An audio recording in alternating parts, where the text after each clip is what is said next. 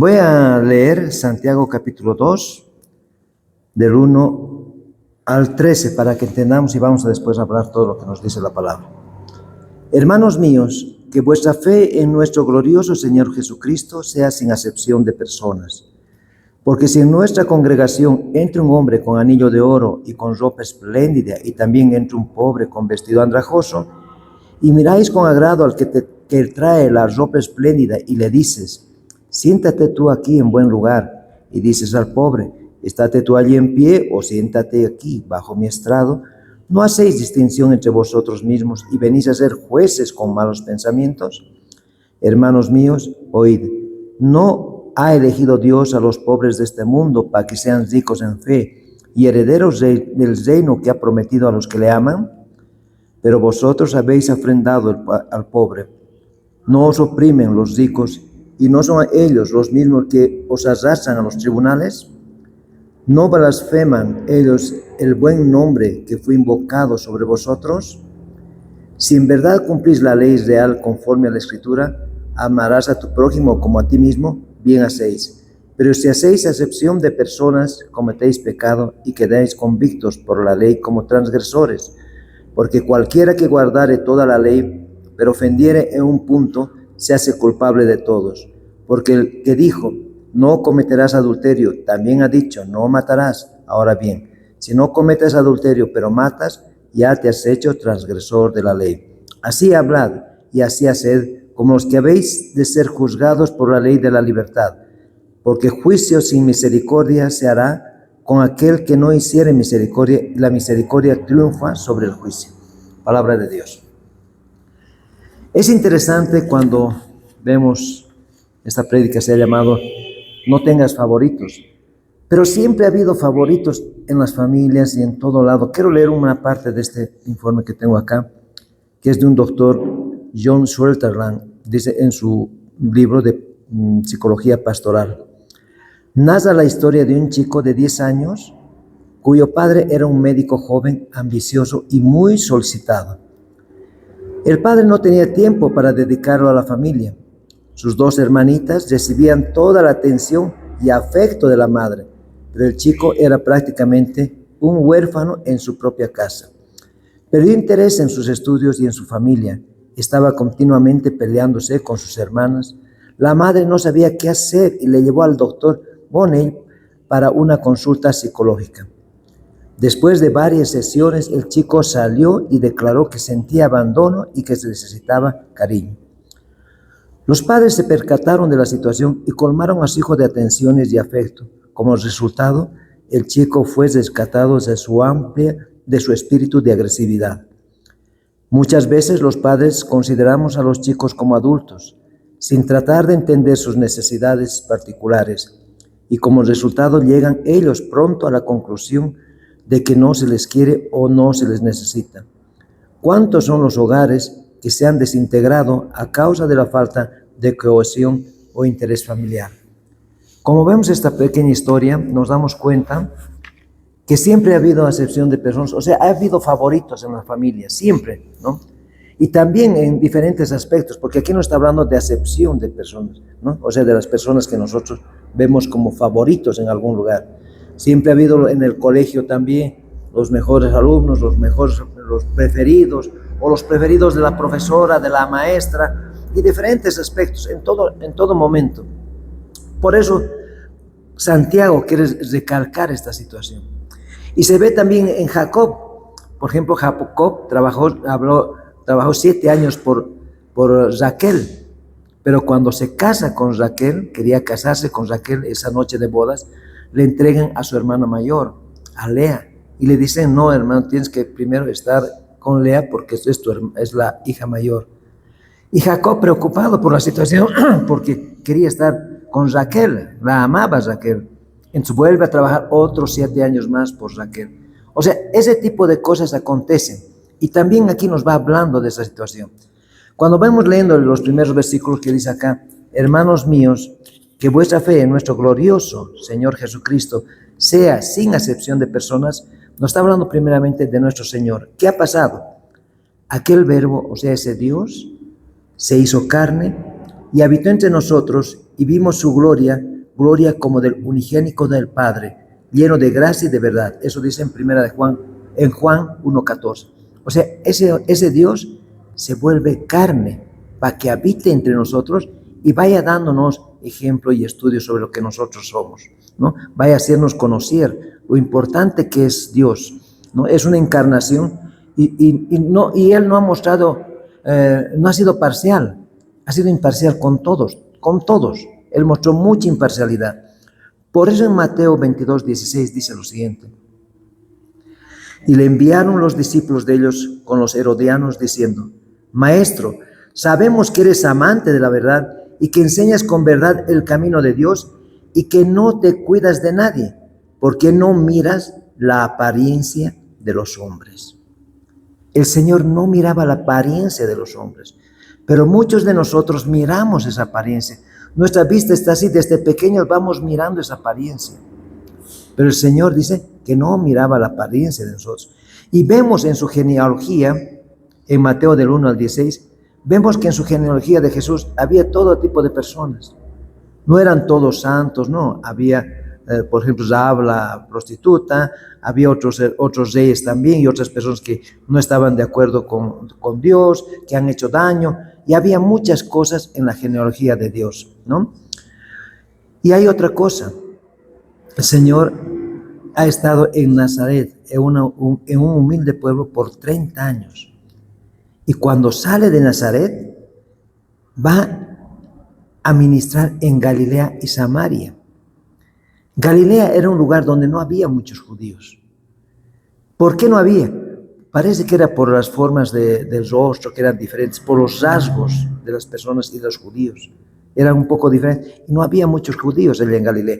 Y en Samaria peor. Samaria era como tener una diferente doctrina para ellos, ¿no? Y no estaban de acuerdo con los samaritanos. Pero Jesús va a esas regiones de menosprecio. Va a esas regiones a hablar la palabra de Dios. ¿Por qué? Porque para él no había apariencia de nosotros. Todos eran iguales. No había necesidad de buscar. ¿Y acepción qué quiere decir? Exaltar a la persona por su apariencia, su raza, la riqueza o su posesión social. Eso es acepción. Por eso dice sin acepción, ¿no? Sin preferidos. En Levítico 19:15 nos dice: no harás injusticia en el juicio, ni favoreciendo al pobre, ni complaciendo al grande. Con justicia juzgarás a tu prójimo. Y en Romanos 2:11 dice: porque no hay acepción de personas para con Dios. Sin embargo, esta época nos estamos dando cuenta que hay una total corrupción en los juzgados. Hemos visto que ahora hay unos consorcios jurídicos que ponen a quien quieren en el gobierno, que sacan a otros, que hacen lo que quieran con la justicia. Y cuando vamos a los centros penitenciarios, generalmente está la gente que no tiene dinero para salir. Muy pocas son las personas que están ahí presas que tienen una buena situación económica. La mayoría son personas que no tienen. La otra vez, hace mucho tiempo, un hermano me dijo: quiero salir, hermano, pero necesito $7,000 para salir, me dice. Y no salió porque no tenía ese dinero. Tenía que pagar, creo, al juez, no sé la situación, pero era así. Y no pudo salir justamente porque necesitaba $7,000 para salir. Y él está ya 10 años ahí. Es así. La justicia es de esa manera, está totalmente corrompida. Es totalmente peor con la gente pobre. Peor, ¿no? Dice en Santiago 2:2 luego: porque si en vuestra congregación quiere decir todos juntos, o si no, sinagoga, habla en acá Santiago, entre un hombre con anillo de oro y con ropa espléndida, y también entre un pobre con vestido andrajoso, dice, ¿no? Y miráis con agrado al que trae la ropa espléndida y le dices: siéntate tú aquí en buen lugar, y dices al pobre: estate tú allí en pie, o siéntate aquí bajo mi estrado. ¿Sabe? Los que tenían anillos de oro eran los que tenían más opulencia, la persona que tenía más adinerada, que estaba en mejor posición social, y dice que se ponían en todos los dedos anillos, ¿no? Eran unas personas que andaban muy enjollados. Dice que no se ponían en este central, el anillo, también, para demostrar que eran mejor todavía. Sin embargo, los tiempos no han cambiado. Según la historia que vemos en la historia de Israel, vemos que también se podía alquilar joyas. Había varias instituciones, varios centros de comercio que alquilaban joyas, como ahora. ¿Cuántas personas, por ejemplo, quieren ser ellas vistas que tienen plata con sus joyas así? Se alquilan joyas, ¿no? Alquilan, incluso otros los bañan de oro y se ven así.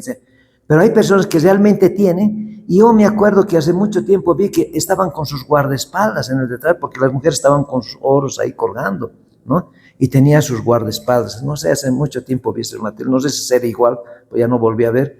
Sin embargo, la gente se caracteriza por eso, quiere ser más de cualquiera, ¿no? Ahora, eso no dice el Señor que está mal, ¿no? Pero vamos a ver por qué. O sea, esa es la forma, que miren cómo la historia no ha ido cambiando desde esa época. Sigue siendo la misma historia. Siguen alquilándose joyas, ¿para qué? Para demostrar opulencia, para sentirse mejor, siguen la misma situación. La Biblia no cambia, antes y ahora somos lo mismo. Y vemos, ¿no?, que también la ropa espléndida se refería, por ejemplo, a esas ropas pomposas con adornos y demás cositas que uno tiene, ¿no? Para bailar, por ejemplo, se ponen toda clase de adornitos. Y también cuando uno se pone una ropa diferente, ¿no? Está bien vestido, se puede poner de diferentes formas, así una ropa pomposa. Pero eso no tiene nada que ver. ¿Por qué? Porque Santiago no condena al creyente por su forma de vestir. El problema es que la reacción halagadora de la iglesia hacia esas personas que están entrando, ¿no? Porque ¿cómo era la sinagoga? La sinagoga era como esto, digamos, pero alrededor había los asientos que estaban así, no había asientos, solamente unos cuantos al centro, donde eran los preferidos, y generalmente estaban ahí adelante los fariseos, se sentaban ahí, los que tenían mayor poder, y la mayoría también se sentaba sobre sus piernas, con las piernas dobladas, se sentaban por ahí, y había también parados, ¿no? Y por eso es que condena esta situación Santiago, por eso les habla de esa manera. No es posible que ustedes den preferencia siempre a una persona que viene así y les den los mejores lugares, y el pobre siempre está alrededor, ¿no? Entonces, pero cuando vemos la situación, vamos viendo que la iglesia estaba conformada más por personas pobres, pero también había personas de mucho dinero. Cuando vamos a Mateo 27:57, había personas con muchos recursos en la iglesia primitiva, dice: cuando llegó la noche, o sea, Cristo ya había sido crucificado, vino un hombre rico de Arimatea, llamado José, que también había sido discípulo de Jesús. Este fue a Pilato y pidió el cuerpo de Jesús. Entonces Pilato mandó que se le diese el cuerpo. Imagínense una persona que vaya a pedir el cuerpo de otra persona, de Jesús, un hombre rico, va a pedir su cuerpo. Y Pilato no le niega, pero si hubiera ido un pobre, tal vez no le hubieran dado, ¿no? ¿Cómo es posible? Pero sin embargo aquí le dan, ¿no? Y tomando José el cuerpo, lo envolvió en una sábana limpia y lo puso en su sepulcro nuevo. Su sepulcro, o sea, ¿sepulcro de quién? De José de Arimatea. Era un sepulcro nuevo que había labrado en la peña. O sea, era un sepulcro, los sepulcros generalmente eran labrados en la peña, y ahí adentro se colocaba y se ponía para tapar una gran roca para tapar la puerta, ¿no? Y lo puso en su sepulcro nuevo que había labrado en la peña, y después de hacer rodar una gran piedra a la entrada del sepulcro, se fue. Esa gran piedra era para seguridad, para que no roben el cuerpo, ¿no? Podían mover entre varias personas tapar el sepulcro. Sin embargo, quiero que notemos, era una persona rica que tenía su propio sepulcro, pero se lo da a Jesús, que era labrado en la piedra y tenía todo completo, su roca más ahí, y le da su sábana, todo. Este hombre, José de Arimatea. En Hechos 10:1 también vemos a estas personas. Había en Cesarea, dice, un hombre llamado Cornelio, centurión de la compañía llamada la italiana, piadoso y temeroso de Dios, Había personas así que estaban incluso en el ejército romano, pero eran piadosos y temerosos de Dios. Conocían al Señor, conocían a Jesús y conocían a Dios. Y dice, piadoso y temeroso de Dios con toda su casa, y que hacía muchas limonas al pueblo y oraba a Dios siempre. Mire, este era un hombre centurión, cesariano, un centurión que dominaba más o menos unos 5,000 soldados. Era algo importante, pero creía en Dios. Y él hacía limosnas, temeroso de Dios. Como podemos notar, había gente también muy adinerada, muy rica en la iglesia esa temporada, como también había gente pobre. Por eso Santiago condena la preferencia que daba la iglesia a los ricos para sentarse en primer lugar y a los pobres los ponía sentados en el suelito, paraditos, ¿no? Y esa era la situación que se estaba poniendo en ese caso. Y de eso está reclamando Santiago. No debe haber acepción de personas, porque todos somos iguales ante Dios. Cuando hemos dicho, y miras con agrado al que trae la ropa espléndida y le dice, siéntate tú aquí en buen lugar, era lo que le daban preferencia siempre. Preferencia a esas personas. Y los otros estaban de pie y los otros sentados bajo el estrado del sacerdote, ¿no? Y vamos leyendo. ¿No hacéis distinción entre vosotros mismos y venís a ser jueces con malos pensamientos? Hermanos míos, oíd, ¿no ha elegido Dios a los pobres de este mundo para que sean ricos en fe y herederos del reino que ha prometido a los que le aman?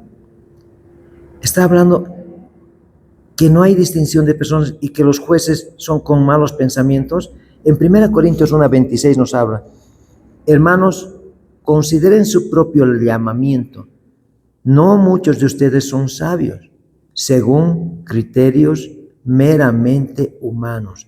Está hablando que la gente, ¿cómo te va juzgando a ti? No está hablando de que Dios juzga. Pues está diciendo, consideren su propio llamamiento. No muchos de ustedes son sabios, según criterios humanos. Ni muchos los poderosos, ni muchos los nobles de noble cuna. Pero Dios escogió lo insensato del mundo para avergonzar a los sabios y escogió lo débil del mundo para avergonzar a los poderosos. ¿Qué nos quiere decir el Señor? Que Él ha escogido a las personas que pueden creer en Dios, ¿no? Que pueden conocer la palabra. Las personas generalmente que conocen a Dios es por alguna prueba fuerte que han tenido o son personas que están en una situación de pobreza también. Por eso dice acá, pero Dios escogió lo insensato del mundo para avergonzar a los sabios y escogió lo débil del mundo para avergonzar a los poderosos. Lo insensato. Muchas personas no creían en Dios. ¿Cómo es posible que Cristo iba a resucitar? ¿No? Entonces nos creían insensatos. ¿No? ¿Cómo es posible? Va a creer? No puede ser que esto crea. Y los que se creían sabios no creían. No creían. Siempre había personas que dudaban de toda esta situación, de todo lo que había pasado en esa época.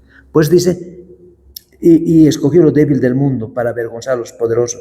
También escogió Dios lo más bajo y despreciado y lo que no es nada, para anular lo que es.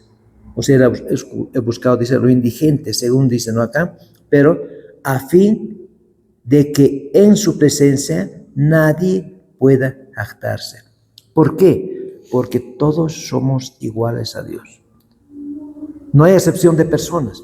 El Señor no quiere nuestra forma, no quiere nuestro vestimenta, que somos ingenieros, arquitectos, abogados, no.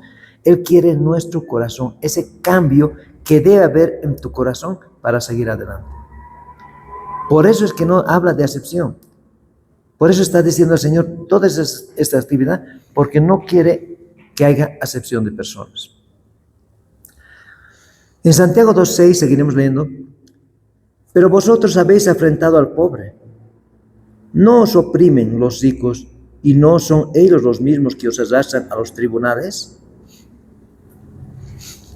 Muchas veces vemos en la situación que está pasando, empresas grandes que se cierran y los obreros están esperando sus sueldos, ¿no?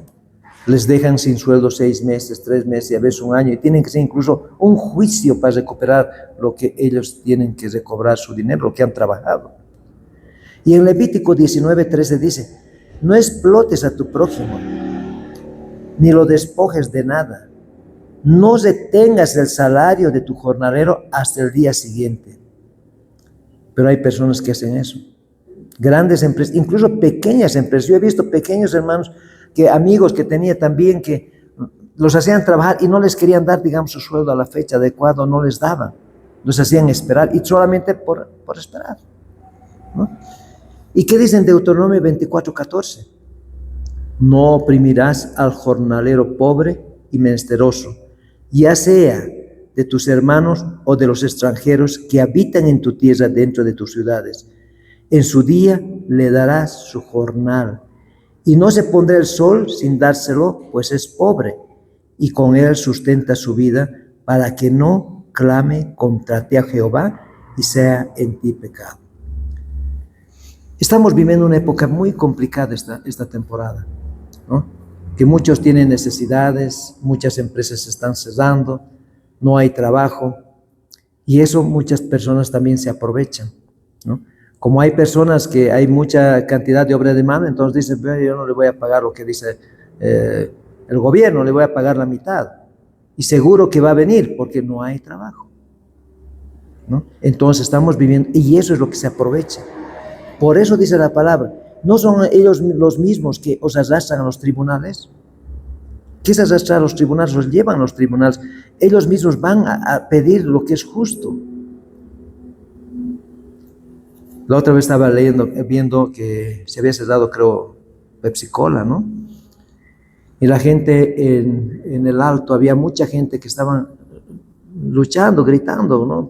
Porque les paguen, que no se habían pagado no sé cuánto tiempo, y estaba en una preocupación por la fábrica, por querer entrar o querer trabajar. Igual de la francesa, querían entrarse a la fábrica, la francesa en el Alto, porque habían disminuido personal, ¿no? Y habían disminuido personal porque realmente la situación también no está bien. Sin embargo, la palabra de Dios nos dice que nosotros debemos tratar de ser lo más honestos posible con las personas que trabajan para nosotros.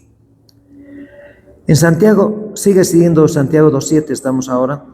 ¿No blasfeman ellos el buen nombre que fue invocado por ustedes? Los judíos, generalmente los acaudalados, se oponían ante los cristianos, ¿no? No creían en Jesús, y se oponían todo lo que decían los cristianos. Entonces hablaban mal de ellos, los menospreciaban. Y peor si esa persona era pobre, peor la situación. O sea, tenían una forma de tratar muy diferente los judíos. Como hemos visto, ni en Galilea ni en Samaria estaban con ellos. Pero Dios estaba con todos, porque para Él no había distinción, no había diferencias. Si en verdad cumples la ley real, conforme a la Escritura, amarás a tu prójimo como a ti mismo, bien hacéis. Sabemos que hay la ley soberana del Señor.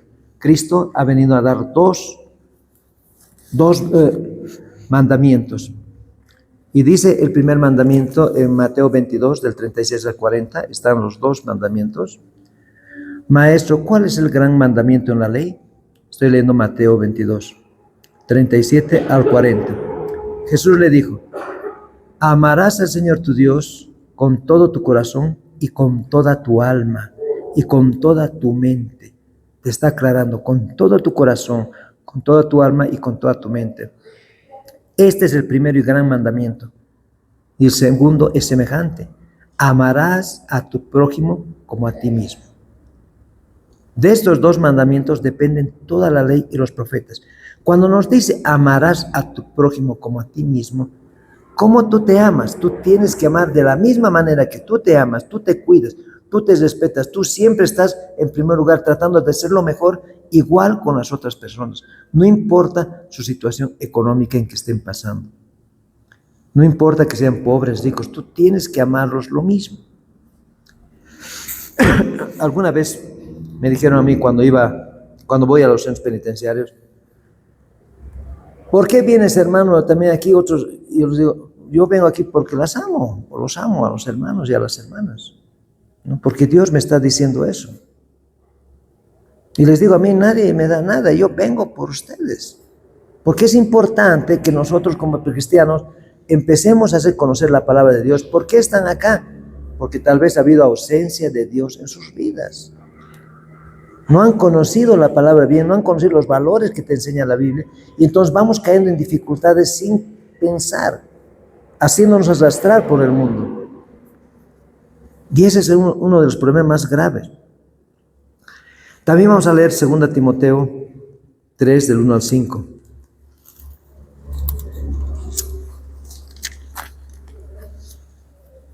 Que dice lo siguiente. Nos está hablando de amarás a tu prójimo como a ti mismo, pero también habla del amor egocéntrico de las personas. En 2 Timoteo 3, del 1 al 5 dice, también debes saber esto, que en los postreros días vendrán tiempos peligrosos, porque habrá hombres amadores de sí mismos, ávaros, vanagloriosos, soberbios, blasfemos, desobedientes a los padres, ingratos, impíos, sin afecto natural, implacables, calumniadores, intemperantes, crueles, aborrecedores de lo bueno, traidores, impetuosos, infatuados, amadores de los deleites más que de Dios, que tendrán apariencia de piedad, pero negarán la eficacia de ella. A estos evita. Aquí una palabra que me hace pensar, sin afecto natural. Cuando vemos que ha habido, por ejemplo, personas que han matado a sus propios hijos, ¿no? Esas personas son sin afecto natural, no les interesa la familia ni sus hijos, nada, no hay ese afecto, no hay ese amor, y no les vale. Yo una vez estaba en Obrajes y una hermana me dice, estamos en la iglesia, una señora, entra una hermana, claro, se ha vuelto cristiana, y me dice, estoy triste, pastor, estaba llorando. ¿Por qué? Le digo, no los puedo ver a mis hijos, me dice. Ah, hermana, pero ten paciencia, le digo, tus hijos van a venir aquí a visitarte seguramente uno de estos días, ¿no? Y me dice, no, pastor, me dice, no, yo los he degollado a mis hijos por culpa de mi marido, me dice. Imagínate, me ha durado más de un mes esa situación cuando esa mujer me ha hablado. Viene a la iglesia, sí, tampoco no le puedo decir nada, ¿no? Pero me he sentido mal. Porque ¿cómo podía escuchar algo así de una mamá? Y lloraba la mujer. Claro, se ha debido arrepentir todo porque no ha debido ser fácil su situación. No entiendo, no sé la causa yo, ¿no? Sin embargo, eso es sin afecto natural. Ese momento se olvidan y no les interesa. Eso ha sido muy triste especialmente para mí, porque yo me he sentido muy mal toda esa temporada. Porque en mi mente estaba y la miraba a ella y decía, caramba, ¿cómo puede ser posible que podamos ser tan fuertes, sin afecto natural? En Santiago 2:9 dice, pero si hacéis acepción de personas, cometéis pecado y quedáis convictos por la ley como transgresores. Deuteronomio 1:17 dice, no hagas distinción de personas en el juicio, así el pequeño como el grande oiréis. No tendréis temor de ninguno, porque el juicio es de Dios, y la causa que os fuere difícil, la traeráis a mí, y yo la oiré. Claramente nos dice que no se debe ser así, pero sin embargo, como ya hemos hablado, hay personas que prefieren siempre ser de la manera que ellos quieren, teniendo acepción a las personas, ¿no? Deuteronomio 16:19 dice, no fuerces el derecho, no hagas acepción de personas, ni tomes soborno, porque el soborno ciega los ojos de los sabios y pervierte las palabras de los justos. Cuando leemos todas estas cosas, en nuestra época está pasando lo mismo. Está lo mismo, todo igualito. En las cárceles se escucha mucho de soborno. Uno se escucha de diferentes formas. Y como les he dicho, los juicios para los grandes es más fácil que para los pequeños. Cuando uno tiene dinero es más fácil salir para él de un centro penitenciario que un pobre. Es una lucha constante y es preocupante la situación, porque nos vamos poniendo con estos consorcios que ha habido, pueden cambiar hasta presidentes, ministros como si nada, o jueces, y uno se pone realmente pensativo y dice, realmente ¿qué clase de justicia tenemos nosotros como personas? ¿Qué está pasando en nuestro cuánto egoísmo y cuánta corrupción? Uno se pregunta si igual nos vamos a ir, como dice la palabra de Dios, al polvo somos, polvo volveremos, de polvo somos y al polvo volveremos. Sin embargo, la ambición es tan grande que no se conforman con lo que tienen y quieren tener más y más. En Santiago 2:10 dice, porque cualquiera que guardase toda la ley, pero ofendiera en un punto, se hace culpable de todos. Estamos ahí, ¿no? Sí. Se hace culpable de todos. Cuando vamos a Gálatas 3, del 10 al 14, voy a leérselos. Porque todos los que dependen de las obras de la ley están bajo maldición. Pues escrito está, maldito todo aquel que no permaneciera en todas las cosas escritas en el libro de la ley para hacerlas. O sea, la persona era condenada porque teníamos la ley escrita. Y si tú fallabas en algo, eras condenado. Si tú mentías solamente con mentir, ya eras condenado. Y que por la ley ninguno se justifica para con Dios. Es evidente porque el justo por la fe vivirá. Y luego dice, y la ley no es de fe, sino que dice, el que hiciera estas cosas vivirá por ellas. O sea, cuando nosotros estamos en la ley, obedeciendo solamente la ley de Dios, vamos a vivir por la ley. No tenemos que desobedecer ningún punto que dice la ley. Pero el 13 dice, Cristo nos redimió de la maldición de la ley, hecho por nosotros maldición, porque escrito está, maldito todo aquel que es colgado en un madero, para que en Cristo Jesús la bendición de Abraham alcanzase a los gentiles, a fin de que por la fe recibiremos la promesa del Espíritu. La ley, como aquí hemos podido ver, nos condena.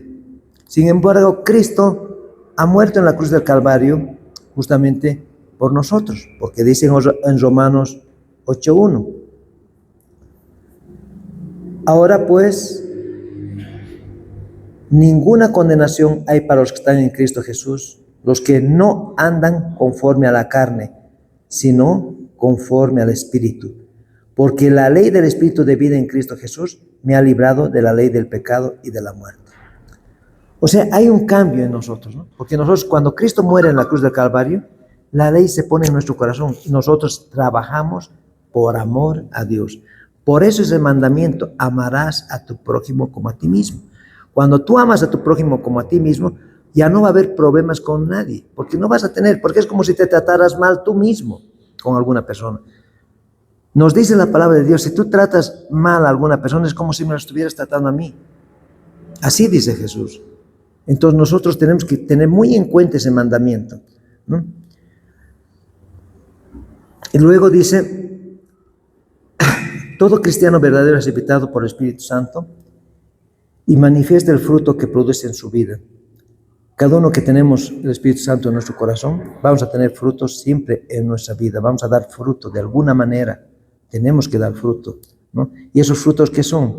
Por ejemplo, hablar con otras personas de la palabra de Dios, cambiar nuestra forma de ser, cambiar nuestro corazón, amar a nuestro prójimo, amar a nuestra familia, tratar de cambiar nuestro mismo carácter. Muchos de nosotros, como ha dicho el Señor y hemos hablado, ¿no? Aprendan de mí que soy manso y humilde de corazón. Manso no quiere decir que seas menso, sino te está diciendo que seas manso, que no tengas ira en tu mente, que trates de calmarte rápidamente, que trates de cambiar tu forma de pensar. Y eso nos está hablando aquí. Y cuando nos habla también de la libertad, dice, porque aquí nos dice, ¿no? Así hablad y haced como los que habéis, como los que habláis de ser juzgados por la ley de la libertad. Cuando leemos Juan 8:34 dice, Jesús les respondió, de cierto os digo que todo aquel que hace pecado, esclavo es del pecado. O sea, cuando tú estás en un pecado, difícilmente vas a salir de ese pecado. Te va a gustar estar ahí, porque es tu pecado. Y una vez le pregunté a una persona que está en drogas, y le digo, a ver, ¿por qué? ¿Por qué no puedes dejar? Vamos a la iglesia, vamos a aprender, ¿por qué? Y me dice, no puedo. Quiero salir, no puedo. Porque es algo como si tuviera hambre, es algo desesperante. O sea, somos esclavos. Y el pecado es así. No te puedes librar fácilmente. Y dice el 35 de Juan 6:34. Y el esclavo no queda en la casa para siempre, el Hijo sí queda para siempre. Así que si el Hijo os libertare, seréis verdaderamente libres. ¿Libres de qué? Del pecado. No solamente es ese tipo de pecado los vicios, hay diferentes tipos de pecados. Un hermano me decía en un centro penitenciario, a mí me encantaba mentir. Mentía de todo. Todo era mentir. Y él mismo dice, y me agradaba, no quería salir de eso. Y me ha costado salir, miren, de mentir, me ha costado salir.